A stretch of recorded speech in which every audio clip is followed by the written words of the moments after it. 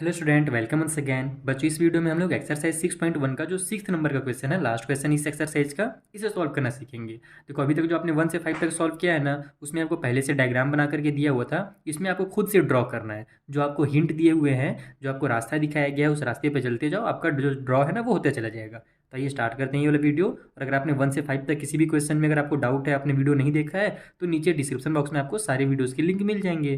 चलिए जल्दी सब इसको हम लोग ड्रॉ करते हैं। तो बोला क्या जा रहा, it is given that X Y Z equal to 64 degree. अब यहाँ पर ध्यान रखना कि वाई आ रहा है बीच में। तो पहले तो अपन एक एंगल बनाते हैं। थोड़ा सा लाइट ज़्यादा है क्या वीडियो में? नहीं, ठीक है लाइट।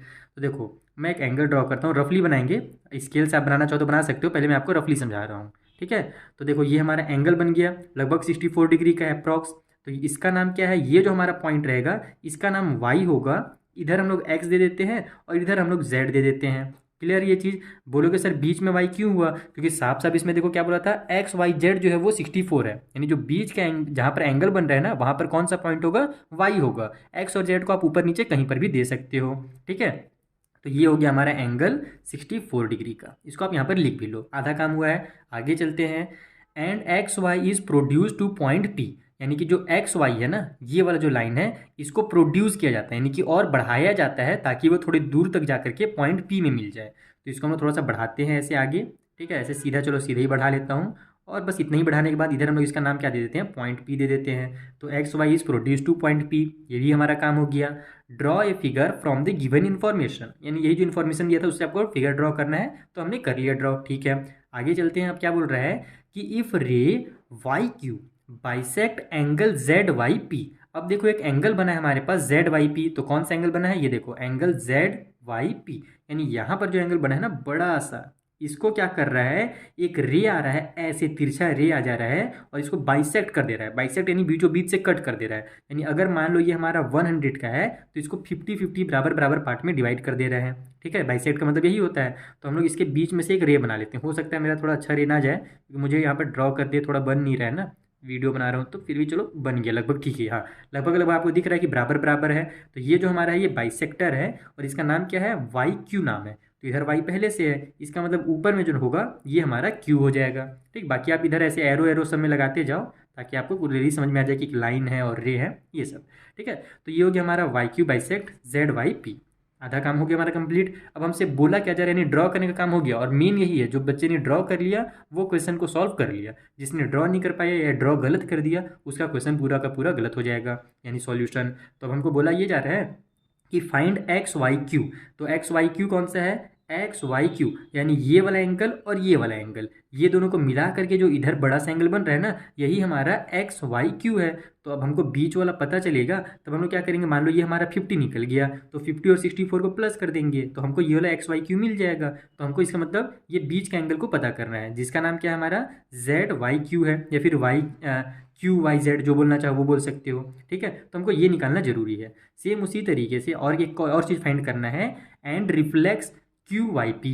तो क्यू वाई पी जो ये वाला एंगल है ना, इसका रिफ्लेक्स फाइंड करना है। तो रिफ्लेक्स के बारे में मैंने आपको क्वेश्चन नंबर 1 में भी बहुत डिटेल में समझाया है और इंट्रो वाले वीडियो में भी समझाया है कि जब भी रिफ्लेक्स निकालना है, तो रिफ्लेक्स का मतलब क्या होता है कि एक पूरे सर्कल में जितना एंगल बना हुआ है ना, उसको छोड़ करके। जैसे मैं एक बार थोड़ा सा और आपको हिंट दे देता हूँ रिफ्लेक्स के बारे में, अगर आपने प्रीवियस वाले वीडियोज नहीं देखे होंगे वैसे तो देख लेना, ज़्यादा अच्छे समझ में आएगा। मान लो जैसे ये पॉइंट है मेरा, इसके चारों साइड क्या हो रहा है, हमारा एक एंगल बन रहा है। तो ये हमारा 360 का एंगल बन गया। ठीक है।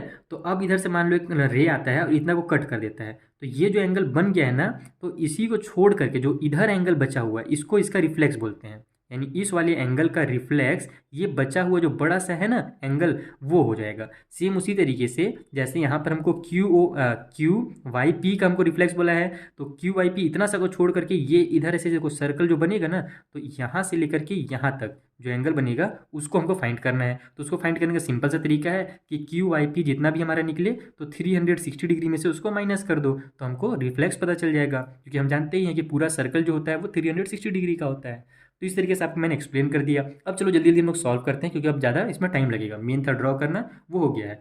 तो सबसे पहले तो हम लोग यहाँ पर ये जानते हैं कि ये जो क्यू आई है वो बाइसेक्टर है। तो यहाँ पर आप लिखोगे क्यू वाई इज, यहाँ पर अपन सॉल्व कर रहे हैं ना, ठीक है।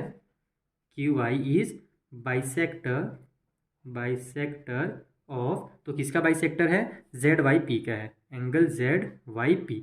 तो अगर ये बाइसेक्टर है हमारा तो इसका मतलब ये वाला एंगल और ये एंगल इक्वल हो जाएंगे। तो यहाँ पर आप लिखोगे so angle Q Y P, angle Q Y P जो होगा वो इक्वल हो जाएगा इधर वाले एंगल के जिसका नाम है हमारा Z Y Q is equal to angle Z Y Q. ठीक है, ये दोनों आपस में इक्वल हो गए क्योंकि ये बाइसेक्टर था, जैसे कि मैंने पहले ही बताया बाइसेक्टर का काम ही है इक्वल कर देना दो एंगल को। ठीक है, तो यहाँ से दोनों इक्वल हो गए।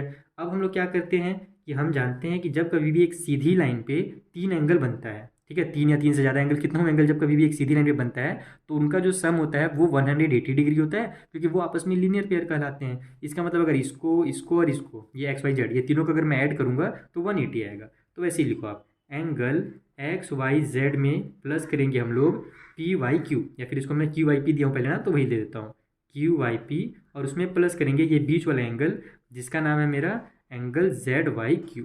तो तीनों का जो सम होगा 180 डिग्री आएगा, क्योंकि ये आपस में सभी लीनियर पेयर है। यहाँ पर आप लीनियर पेयर भी जरूर लिख देना। ठीक, तो अब यहाँ से हमको देखो एक्स वाई जेड का वैल्यू पता ही है जो कि है 64 डिग्री, और इन दोनों का भी जो है आपस में दोनों सेम है।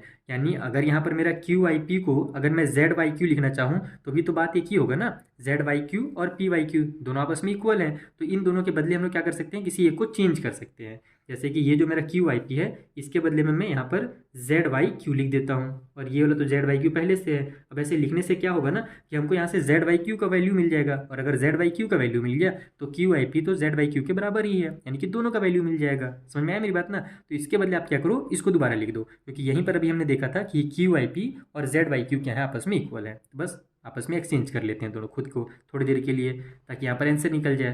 तो ये 64 को इधर ट्रांसफर कर लो, ये दोनों सेम सेम है, तो ये हो जाएगा हमारा 2 angle Z Y Q equal की उस साइड में 180 में से ये 64 इधर जाकर के माइनस में हो जाएगा। तो ये हो गया हमारा 2 angle Z Y Q equal to 80 में से हमारा 60 माइनस होता तो आ जाता 20, और 4 और माइनस हो जा रहा है तो कितना हो जाएगा, 20 में से 4 माइनस होगा तो 16, यानी कि 100 हमारा 16 डिग्री आ जाएगा। अब हमको जेड वाई क्यू का वैल्यू चाहिए तो 2 को भी इधर ट्रांसफर कर देंगे, तो ये हो जाएगा angle Z Y Q equal to 116 divide by में 2। बड़ा एकदम स्लिपी हो रहा है ये पेन आज।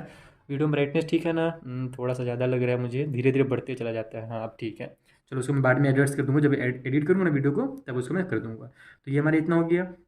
तो यहाँ से हमारा जेड वाई क्यू जो है वो कितना निकल जाएगा, तो 2 1 जा 2, ऊपर 2 5 जा 10, 11 में से 10 कट हुआ बचा 1, वो आगे जाकर जो 16 बना देगा तो 2 8 जा 16, यानी हमारा जो जेड वाई क्यू है वो कितना निकल गया, 58 डिग्री निकल गया। तो अगर हमको जेड वाई क्यू मिल गया 58 डिग्री, यानी ये वाला अगर हमारा 58 है तो इधर भी हमारा कितना होगा, 58 ही होगा। क्लियरली दोनों बाइसेक्टर थे। अगर आपको आपका आंसर में डाउट है, आप एग्जाम में बना रहे हो, आपको डाउट है कि आपका जो 58 निकला सही है कि नहीं है, तो एक काम करना, ये तीनों को आपस में ऐड करना, 58 58 और 64 को तीनों मिला करके अगर आपका 180 आ जा रहा है, इसका मतलब आपका आंसर बिल्कुल सही है, क्योंकि वो लीनियर पेयर है, उनको मिला करके 180 ही आना चाहिए। और अगर 180 से 1 ज़्यादा भी हो गया या 1 कम भी हो गया तो आपका आंसर गलत है, यानी इन तीनों का जो सम है वो 180 ही आना चाहिए। और यहाँ पर करके देख लेना, आपका 180 ही आएगा। तो हम यहाँ पर इसको एक बार और लिखेंगे इस तरीके से कि जो हमारा एंगल जेड वाई क्यू निकला है वो इक्वल था हमारे एंगल क्यू वाई पी के, है ना, एंगल क्यू वाई पी और जेड वाई के दोनों आपस में इक्वल थे, तो दोनों का जो सम होगा वो 58 डिग्री ही निकलेगा। सम मतलब कि दोनों का वैल्यू जो है वो 58 डिग्री हो गया यहाँ से। अब आपका 80% काम हो गया है। अब जल्दी से आप क्या कर सकते हो, या तो रिफ्लेक्स निकाल सकते हो क्यू वाई पी का, या फिर वही जो हमको एक्स वाई क्यू बोला था वो निकाल सकते हो, जो आपको ईजी लगे। तो मैं यहाँ पर पहले रिफ्लेक्स निकाल देता हूँ। तो आप लिखोगे reflex of angle Q Y P equal to, तो जैसे कि मैंने पहले बताया 360 में से अगर आप इसका वैल्यू को माइनस करोगे तो उसका रिफ्लेक्स निकल जाएगा। तो 60 में से हमारा 58 माइनस होगा तो 2 आ जाएगा, यानी इसका जो रिफ्लेक्स होगा वो टोटल 302 हो जाएगा। ठीक है, एक तो हमारा ये आंसर निकल गया, साइड में आप आंसर लिख लो। दूसरा चीज़ हमको क्या बोला गया था, अब 90% आपका काम हो गया है, अब थोड़ा सा काम बचा है। हमको क्या बोला था, एक्स वाई क्यू का वैल्यू निकालो। तो जो एक्स वाई क्यू है ये इस दोनों एंगल को आपस में ऐड करने पर मिल जाएगा। तो आप इसको ऐसे ही लिखोगे एक बार कि एंगल एक्स वाई क्यू जो है उसको निकालने के लिए हम दो एंगल को ऐड करेंगे।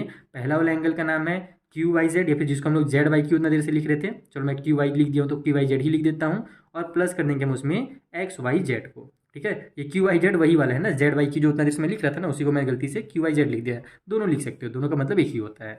तो बस यहाँ पर इसका वैल्यू हमारे पास कितना था, 58 था, तो इसका जगह 58 लिखो, और एक्स वाई जेड का वैल्यू तो हमारे पास 64 दिया हुआ था शुरू में, दोनों को ऐड कर दो। तो 4 और 8 हो जाएगा 12 का 2, कैरी हो गया 1, 6 और ये हो जाएगा हमारा, मतलब इधर भी 1 आ गया, तो मान लो 6 और 6 हो गया 12, यानी कि 122 डिग्री का होगा हमारा एंगल एक्स वाई क्यू। तो ये आपको मेन दो आंसर निकालने थे। तो इन दोनों को निकालने के लिए हमको ये फाइंड करना पड़ेगा। ये जो हमने फाइंड किया है ना, इन दोनों को निकालने के लिए देखो ये कितना ईजी था, लेकिन अगर ये दिया रहेगा तभी ईजी है। अगर ये नहीं दिया हुआ है तो इसको आपको फाइंड करना पड़ेगा। फाइंड करने का मैंने आपको तरीका समझा दिया है, डायग्राम बनाना सिखा दिया है। कुछ भी अगर डाउट है तो शुरू से क्वेश्चन को सॉल्व कीजिए, आपका जो डाउट जो है ना अपने आप क्लियर हो जाएगा। जितना ज़्यादा प्रैक्टिस करोगे उतने ही अच्छे से आपसे मैथ बनना शुरू हो जाएगा। चलिए मिलते हैं अब नेक्स्ट वाले वीडियो में, जहाँ पर जो अगला एक्सरसाइज है ना उसे भी मैं आपको इसी तरीके से सिंपल मेथड में समझा दूंगा। Thank you for watching.